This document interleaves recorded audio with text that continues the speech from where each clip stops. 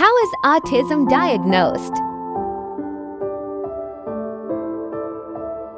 Diagnosing autism spectrum disorder (ASD) can be difficult because there is no medical test, like a blood test, to diagnose the disorder.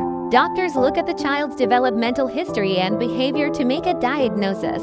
ASD can sometimes be detected at 18 months of age or younger.